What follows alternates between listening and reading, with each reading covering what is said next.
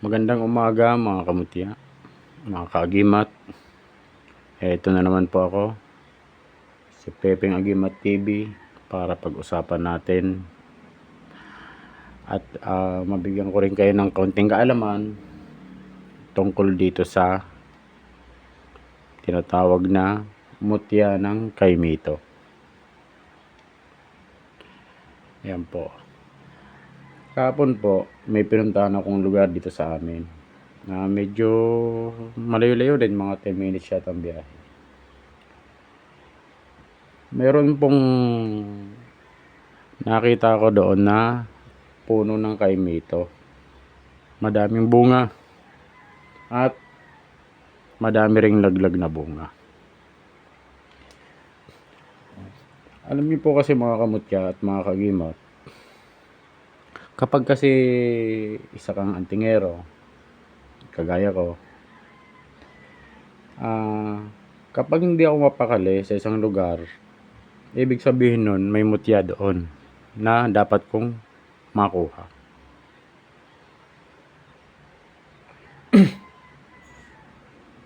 Di ko lang tiyak kung anong klaseng mutya. Siguro kayong mga nanonood ng mga antingero, yun po ay nararamdaman nyo din. Pag nasa isang lugar kayo at hindi kayo mapakali, sigurado may makukuha po kayo doon na kung anumang mutya o kung anuman pong agimat. Kaya ang ginawa ko po, nagtingin-tingin ako sa paligid. Baka may mga batong mutya, pero wala po akong nakitang ganon. Ang nakita ko yung mga laglag na bunga. Pero nagagaw pa din sa akin itong dalawang maliit na bunga na sa tingin ko ay bato.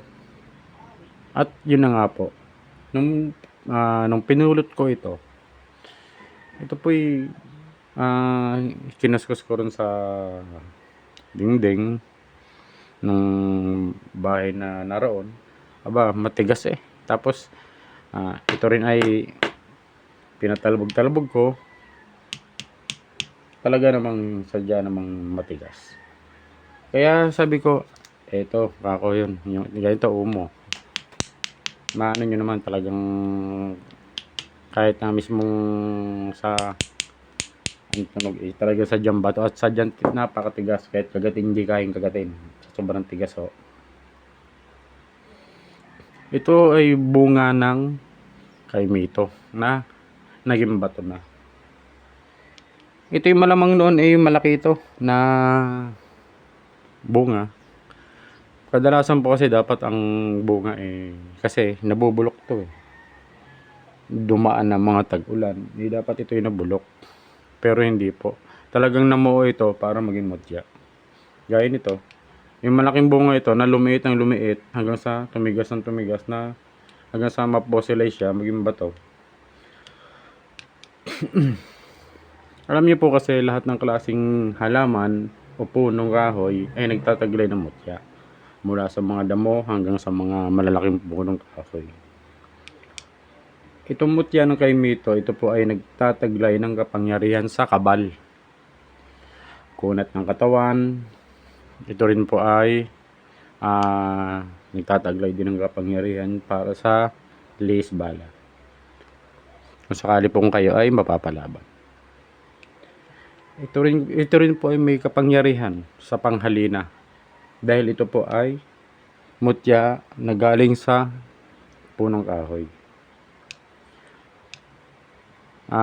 Mainam din po ito sa negosyo. Dahil ito po ay di ba ho, ang kaimito ay malagkit.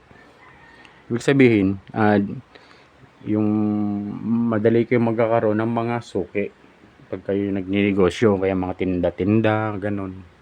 Dahil po, di ba nga ho, ang mga kaimito ay malagkit. Ang pinakadagta niya. Ito rin po ay maganda nga ito sa panghalina dahil di ba kapag tayo naman ay makakita ng kaimito, lalo sa mga nagtitinda, pag nakabukas na yon, tayo ay mahahalina na tayo maaakit na bumili. Kaya po ito ay nagtataglay din ng panghalina.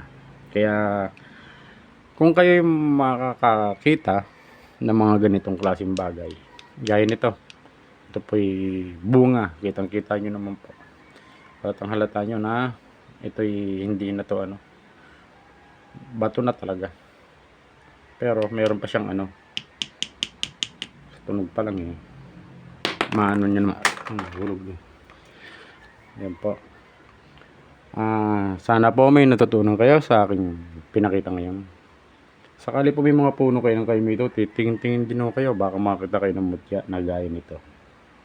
Salamat po sa mga nag-subscribe, sa mga laging nanonood ng mga videos ko, sa mga nagla-like and share, at sa mga hindi pa po nakapag-subscribe, pak-subscribe po naman.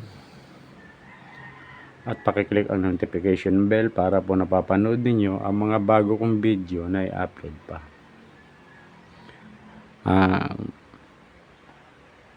Happy New Year po pala sa inyong lahat ng mga nanonood, at magandang umaga.